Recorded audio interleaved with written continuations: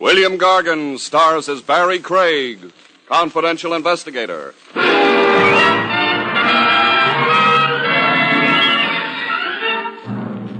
The best time to die, folks, is in your own good time. But try arguing with a bullet.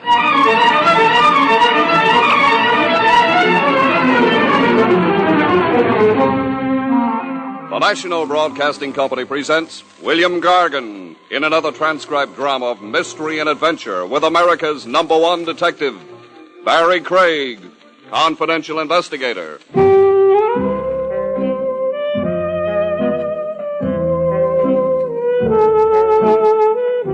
Barrie Craig speaking. Not every client you get is a socially upright citizen. But then the only society of angels is up in heaven. Mere mortals are honorable only to a degree.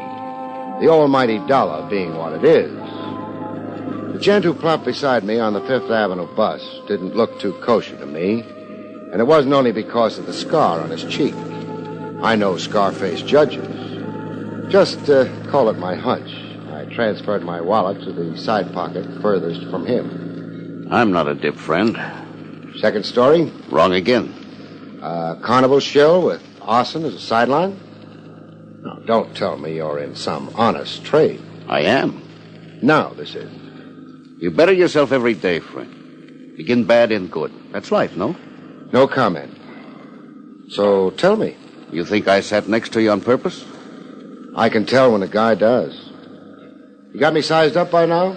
Not quite. Well, am I hired or no? First, consider what I say. I murdered a man an hour ago. Oh, it's a fine day for it. I shot him. Now I've got him in a sack. Busy, little bee. I had the best of motives. That ought to reassure the corpse. You're a confidential investigator. Guilty. Your license makes you a technical arm of the law, sworn to uphold it. You've been reading my wall literature. It's your duty to detain and arrest me. I'm not the obliging type. Sorry. I'm getting off the bus. Getting off! Adios, amigo.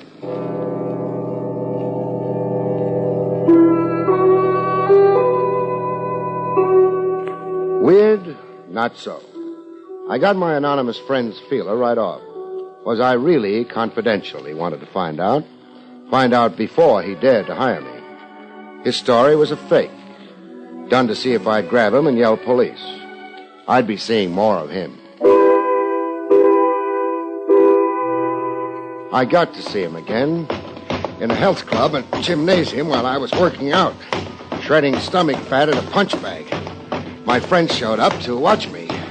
Save some of your punch for me, Craig. Well, back with me again, huh? Park on the bench here. We'll talk. Yeah. Well, I'm parked. So? I'm Moody. Gyp Moody. Gyp, huh? Gyp means I've got gypsy blood. Oh.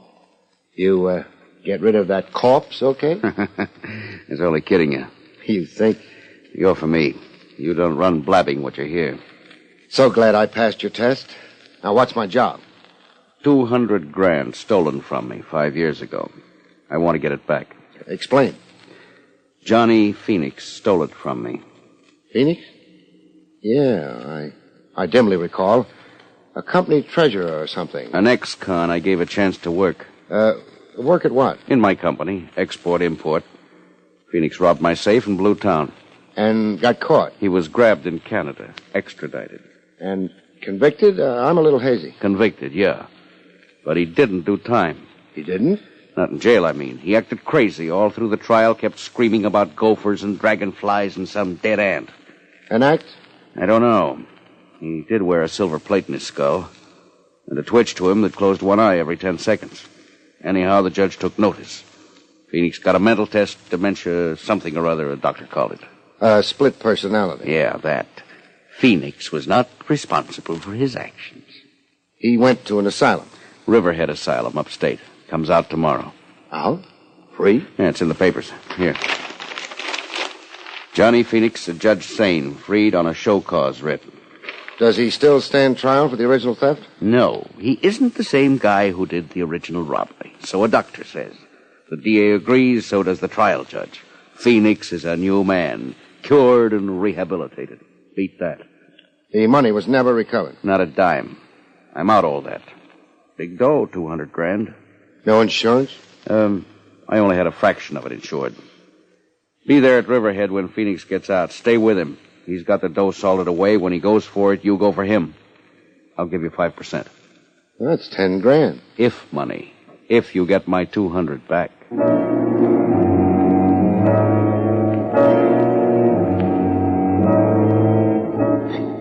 I was in the Riverhead Railroad Station, upstate, right with Johnny Phoenix. He'd been freed about an hour earlier.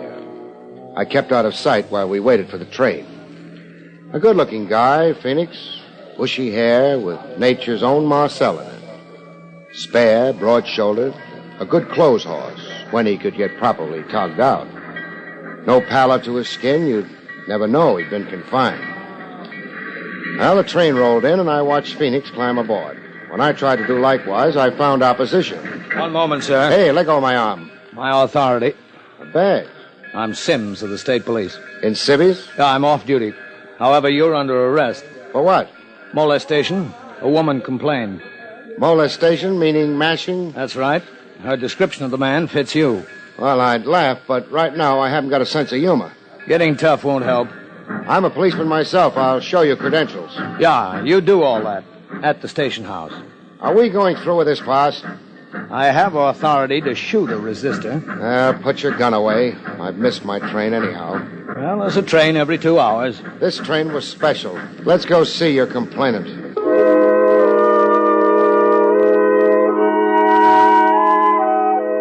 The complainant looked like she'd had trouble with mashers since pigtail days. Blonde, cream-cheeked, born to wear silk. Ma'am, is this the man who annoyed you? No, they have a superficial likeness, but my annoyer was oilier, grosser, and on his chin here, a cleft. Thanks for the exoneration, doll. Followed me around the station, talking at me in some strange tongue. Esperanto. Can I go now? Sorry if I caused you any inconvenience. Oh, it was nothing at all. I'm only out a probably lousy 10 grand.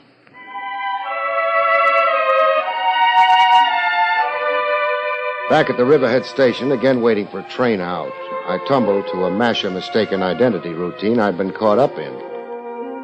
I watched for Golden Girl to come back to the station. When she did, I really molested her. Hello, doll. Doll, are you out of your mind? I'm mad over you. Mad? Oh, you really mean mad. I'd like to apologize Don't bother, just explain it. My arm, please, you're bruising it. All right, talk. Well, the circumstances are plain. Here in the station before, a man... An oily fellow. My size, shape, wearing my clothes, as you told State Trooper Sims. Only oily, your guy. Therefore, not me. An honest mistake? Dishonest, baby. Why, what do you mean? The only person molested in this depot today was me. And you engineered it deliberately. Deliberately? Why, that's absurd. To keep me off the train, Johnny Phoenix left Riverhead on. I can't understand a word you're saying. You've got me grabbing your arm again, baby. Who are you? I can be gentlemanly, I can be very rough. Well, do we wrestle? All right. I'm Rita Phoenix. Sister or wife? Wife. Our train. We'll travel together, baby. Closer than Siamese twins. You made me lose Phoenix, but you're going to help me find him again. You're going to lead me back to him. Come on. Trains don't wait.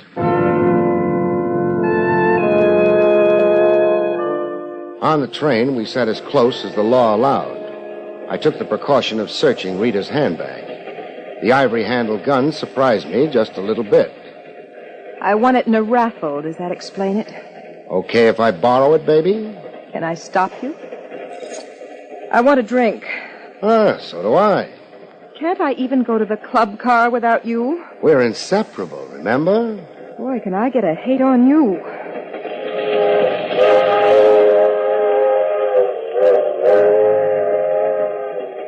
Inseparable. Only thing I was wishing aloud. We were going to be separated. By no choice of mine. It happened in the club car while Golden Girl was watering her tonsils with Smirnoff vodka. The fellow flopped on the lounge beside it. With a beauty like Rita available, the dope chose to sit on my side. I knew why in less than a minute.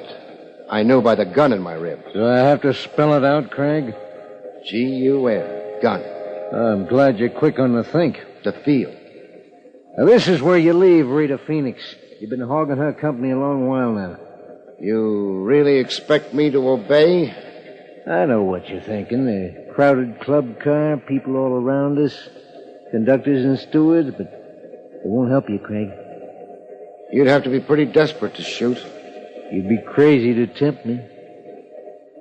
Dough, Craig. I drool when I think of the amount of dough at stake. All right.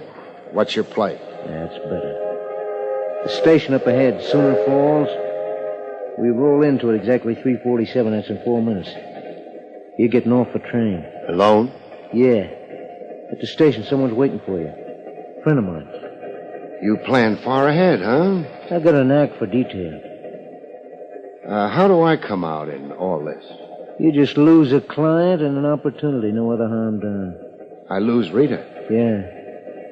I lose her, and she's your pigeon. Look, let's not stretch this conversation. 3 minutes now, and we stop. Let's start moving to where you can get off.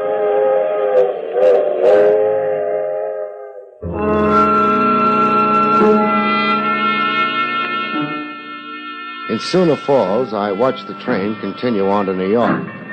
The someone waiting to greet me was right on hand as promised. Hiya, pal. Put his face between 2 loaves of bread, and you could call it a giant meat burger. Hey, what are you staring at my kisser for? It's ugly. Now, is that nice? My car's there. Is this ride necessary? Yeah, can be. Set it up. Can be, huh? Oh, did I just leak his name to you? No. Canby's an old acquaintance. Oh. What makes this station so lonesome? No people. Sooner Falls is a hick town. Nobody in it. Why are you in it? For my asthma. I got asthma bad. This burger's pollen-free. So let's ride now, huh? Where will we ride to? Around? Just around? Yeah. You're worrying. Don't. This rot on you don't mean nothing. No holes in you, so don't worry, huh? My orders is just to stall around with you, see the sights, run you into 6 o'clock, and then give you the heave. Run me into 6 o'clock. Until Rita and Canby land in New York, get off that train, and get lost together. Canby doesn't want me phoning ahead. Hop in, pal. Delighted to. I'd love to tour Sooner Falls. Hey! Let go of my throat when your lovely face turns from beet red to purple. Let go. It took a long time throttling. And when he finally dropped, I fell on his gun. And just lay there.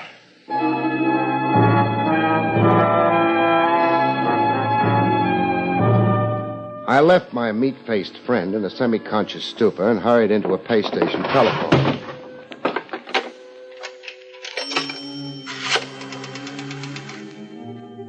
Operator, get me long distance. New York City. Police headquarters.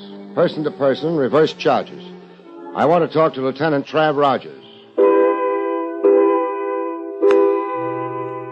Finally, at long last, I arrived in New York. I'd sure missed a lot of trains. Trav Rogers had come through for me at his end. The man and woman you described on the telephone got off the train here in New York. They went off in separate directions. You had them shadowed? I did. Where'd they go to? The lady's registered at the Parkfront Hotel as Rita Manning. A phony name. She's Rita Phoenix. How about Canby? He checked in at the Kilgore Hotel. Kilgore? New name to me. Over in Brooklyn Heights. Oh. Rita, the Parkfront Hotel. Canby, the Kilgore. Anything else you can enlighten me on? I think so. That story of Johnny Phoenix you told me over the long-distance phone. The original theft from your client, Jip Moody. The subsequent trial of Phoenix, his insane behavior in court, and the resultant confinement in an asylum. Etc. and so forth. What can you add to it? I found a discrepancy in your tale. What? The alleged $200,000 Phoenix stole. Alleged? In my review of the record of the case, no such sum. Phoenix was booked and tried for the theft of exactly $50,000. For a fact. I have a duplicate of the district attorney's file, if you'd care to see it. I'll take your word. Quite a gap between $200,000 and $50,000. A gap that can buy Boku cherries for the wine. Your client magnified the figure to fire your zeal as a retriever? No, Moody's queer, but not like that. His 200,000 figure has some other significance. What? I can't know until I put the question to Moody. Phoenix never disgorged any of the loot? Not a kopeck. What did the police do about it? About trying to recover the money from Phoenix, I mean. Oh, the usual devices and pressures. All we accomplished was a show put on by Phoenix. He acted nuts. Climbed the walls, screaming he was a chimpanzee in a jungle. After Phoenix's asylum confinement, what police activity about the money was there? The obvious. A police plant right on the asylum? Hoping to catch Phoenix in a rational moment? Win Phoenix's confidence? Yeah. Quite an assignment for a cop. Feigning insanity. We had to change our plants every 10 days. The sheer wear and tear. The plant began to wonder about himself, huh? Was he or wasn't he Napoleon Bonaparte? Environment, they say, molds the personality. Ha ha. Trav, as usual, you've been a big help. Mm-hmm. Write a letter of commendation to my superiors.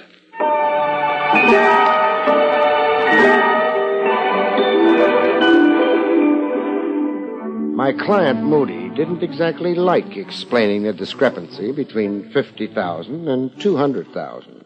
200,000 was stolen from me. You're still avoiding my question. Moody, I want to know. Why did you only charge Phoenix with stealing a measly 50,000 in your original police complaint? I had, private reasons. Now, if I'm to come through for you, I can't be in the dark. Well, the bulk of the money was a sum I couldn't afford to broadcast publicly. Whatever that means. You're in export-import, huh? Yeah, export-import. Export-import is a pretty broad heading. It could cover a lot of operations, above board and underhanded, legitimate goods and contraband of some kind. Let it go at that. Cash deals in the dark, no record of it on the books. Stop making out a case. Fraud against the government, tax evasion. Keep it up, we'll have a parting of the ways. I'm not on trial with you, Craig. I like to know the character of my client. I'm honest and dishonest. What's so unusual about that? Every second guy you meet. Yeah, the buck for its own sake. No wonder the old world's in a spin. Phoenix took advantage of my sensitive situation. He knew in advance you could never prosecute him for the whole sum of money he stole, that you couldn't come into the courts with clean hands. Yeah, that was Phoenix's gimmick. You going to use any of this against me? Ask me that when we're counting your 200,000. Now, what answer... Oh, I get it. When you're counting your 5% fee, you mean? Sure. You like money like everybody else. Now, tell me something. Who is Canby? I don't know. Never heard the name. An alias, maybe. Now, you recognize his description? Well-built, a little on the short side. 5'7", say. Brown hair, brown eyes, natty dresser. The description means absolutely nothing to me. That's funny. Here's a guy who knows you well enough to be scrambling for your money. Well, it's a mystery to me. Leave a side of beef exposed and the jackals come around. Jackals and jackasses. Okay, I'll circulate around. Craig. What? The way you cross-examined me before, like a cop, not a confidential operator on my payroll. So? Don't double-cross me. Or? I'm not stupid. And I'm not helpless. Put it on the line, Moody. Be a cop with me after all? I'll kill you. I'm sure you could. Well? Well, what? Reassure me that you're still confidential. If I did that, I'd only be lying. Meaning? I'm not working for you anymore. You're off the case? I didn't say that. Then it is a double-cross. Clean hands. I only like clients with clean hands. So long, Moody. Craig, stay out of my business. Your kind of business, Moody, is public business.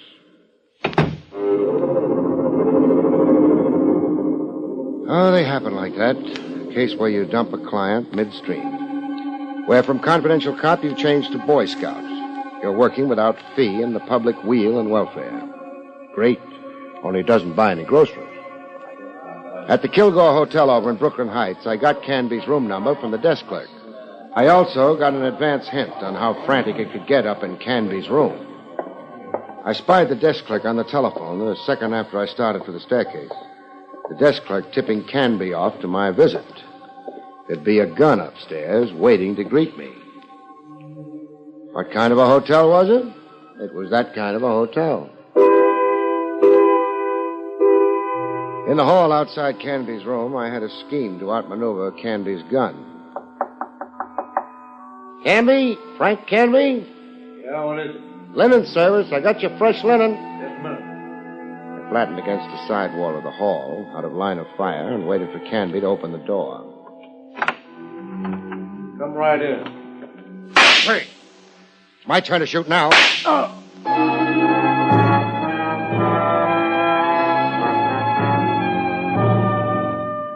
In his room, Canby revived before the police ambulance I'd phoned for showed up. You think fast, Craig. I have to keep alive. How bad? Thigh wound. I only shot to immobilize you. Very considerate. You'll live for newer and bigger swindles. When you're free again, that is. You've got no charge against me. The Sullivan Law, that gun you carry. And armed assault on me. Going to pour it on, huh? Depends, maybe, on how you cooperate. Cooperate how? Frank talk. Ask me. Where do you come in on Moody's missing $200,000? I forced myself in. Meaning? Well, I'm out of left field. I don't know Moody and I don't know Phoenix. But I do know about the dough, you understand me? I think so. You freelance in crime. You're a fly. Honey anywhere draws you. That's it, yeah. Got a prison record? So far, no. Been lucky, huh? Until you. Who tried to detain me for you in Sooner Falls? Hutch. Who is he? The next pug. Blackballed out of boxing for throwing fights. He hires out to me. You got away from him, huh? I out-wrestled him. I was afraid of that. Afraid you'd get the phone ahead to New York. Hutch is a pin brain. You hired him. You should have knocked me off on that train. Yeah, I second guess it that way, too. Only, Only? murder. I shy away from it. You shot at me out in the hall. I shot to nick you, slow you up. Well, what are we waiting for? Police ambulance. Snake eyes for you, Canby. You're out of the game. Pass the dice.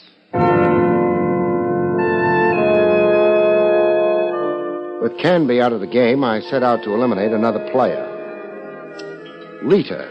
I found her in the dining room of the Parkfront Hotel. She didn't bat an eyelash when I joined her at the table, like she was immune to surprise. You, Me. Oh, what's good? Chicken fricassee. What's new? Canby's in the clink. Thanks. For what? Removing Canby. He's been giving me a bad time. Asking you where he can find Johnny Phoenix? Asking me? Where can I find Johnny Phoenix? I'm deaf.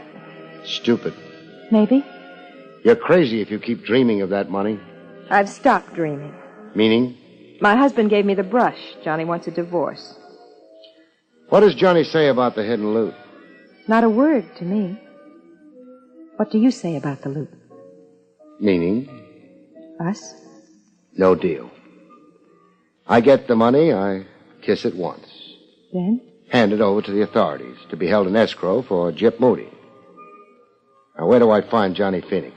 Expect me to tell you? You might, seeing Johnny's read you out of his life. 742 Bond Street, a rooming house. Johnny's holed up there. When you surprise him, tell him you're there by courtesy of Rita. Rita without love. At 742 Bond Street, I finally got back with Johnny Phoenix. Funny thing, though, Phoenix didn't seem to care a bit. The money, Craig, I don't want it. Because keeping it is too hard? No, the fellow who stole it. I'm no longer him. I've had therapy. I've got a different focus now. Whole new plan for living. You sound like a walking testimonial for prison psychiatry. I feel lighter. I don't walk, I bounce. You know what I've done these 2 days I've been free? What? Read books, gone to church, looked through the one ad. Hooray for the new man. So where's the dough hidden? Buried in an empty lot in Long Island. Town named Fullerton, where I grew up as a kid. I'll drive you there. Let's go.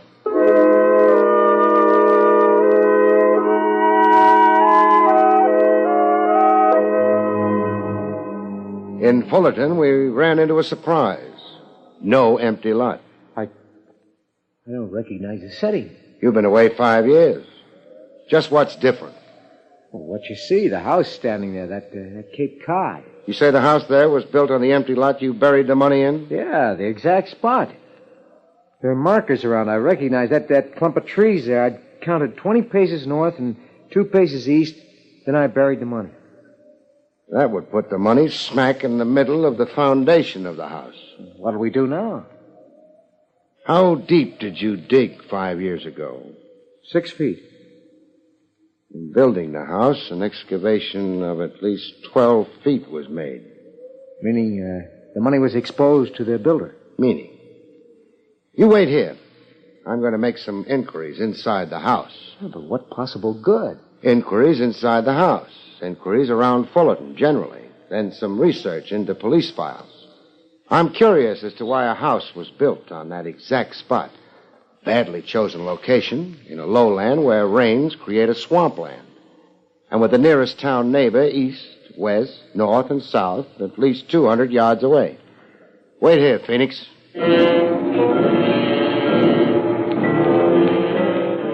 I made my inquiries, nosed around, did my research. The following day, I dropped in to see Trav Rogers to tell him who to go arrest. I'm to arrest a homeowner in a town on Long Island called Fullerton? That's right. A homeowner named Cy Canaday? Cy Canaday, alias Joe Califf. The name falls on deaf ears, huh? Should I know it? A cop should. I could send you pouring through police files on Johnny Phoenix. Spare me the toil. Police headquarters assigned stool pigeons and plants to the asylum Phoenix was confined in. Yes? I have the names of the miscellaneous and sundry plants and stoolies here. Abrams, Tyler, Wilson, Mackenzie, Califf. Is it beginning to dawn? Yes, Califf. Joe Califf. A professional stool pigeon the department employed years ago. A stool pigeon who spent time in a prison asylum with Johnny Phoenix. Time enough to pump Phoenix and get himself a road map to a bonanza. Double-crossed the police department. You always take that chance when you engage stool pigeons. It's a calculated risk. Califf dug up the money in Fullerton, then had a contractor build him a house right over the exact spot for him. A weird device, kind of? The house? Califf's calculated risk. To make the quest for the money look hopeless. The money was lost to the ironies in a housing excavation.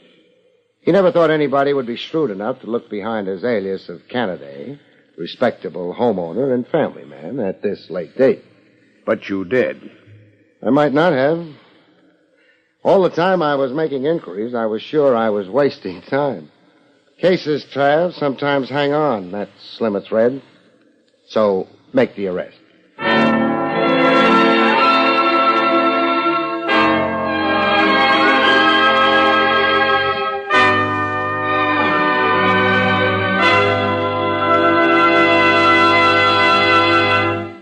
You have been listening to William Gargan in another exciting transcribed mystery drama from the Adventures of Barrie Craig, confidential investigator. Tonight's story, The Schemers, was written by John Robert. Next week, it's the strange story titled The Man Who Wanted to Be Guilty, about which Barrie Craig has this to say. What did the man want to be guilty of?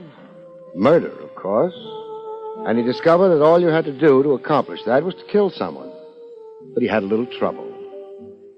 Listen and find out about it, Good night, folks. See you next week.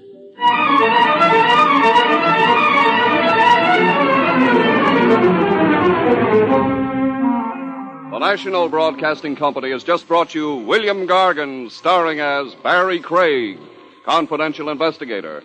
Featured in the role of Rita was Terry Keane. Don Pardo speaking. Oh, a company treasurer or something. An ex-con I gave a chance to work. Work at what? In my company, export-import. Phoenix robbed my safe and blew town. And got caught. He was grabbed in Canada, extradited.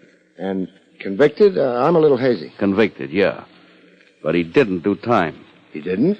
Not in jail, I mean. He acted crazy all through the trial, kept screaming about gophers and dragonflies and some dead ant. An act? I don't know. He did wear a silver plate in his skull, and a twitch to him that closed one eye every 10 seconds. Anyhow, the judge took notice. Phoenix got a mental test, dementia, something or other, a doctor called it. Split personality. Yeah, that.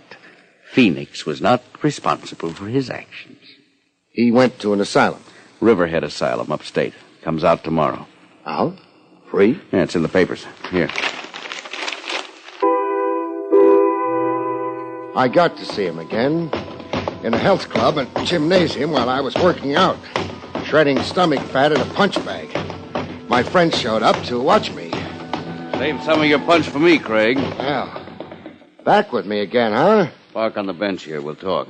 Yeah. Well, I'm parked. So?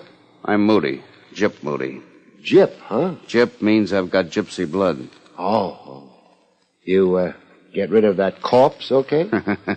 It's only kidding you. You think? You're for me. You don't run blabbing what you hear.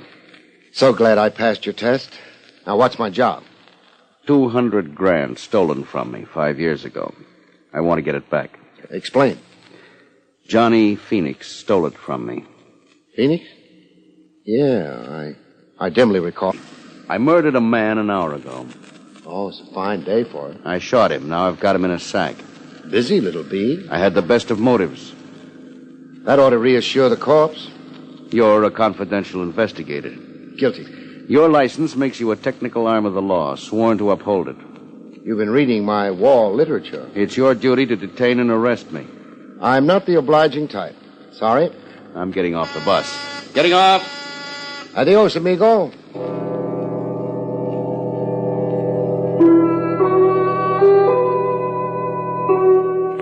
Weird? Not so. I got my anonymous friend's feeler right off. Was I really confidential, he wanted to find out. Find out before he dared to hire me. His story was a fake. Done to see if I'd grab him and yell police. I'd be seeing more of him. Honorable only to a degree. The almighty dollar being what it is.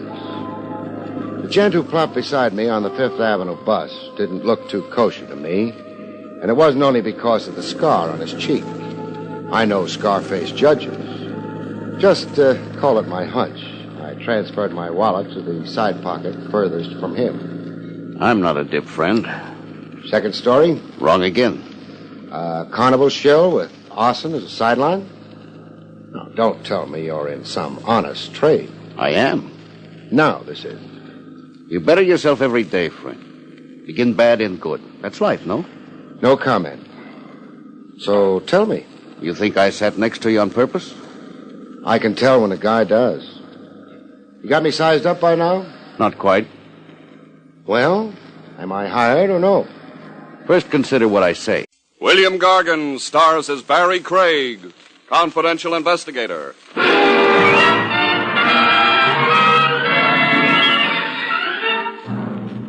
The best time to die, folks, is in your own good time. But try arguing with a bullet.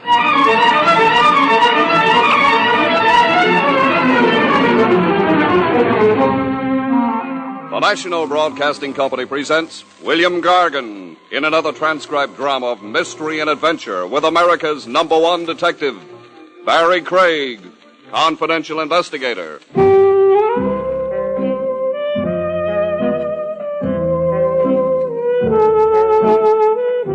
Barrie Craig speaking.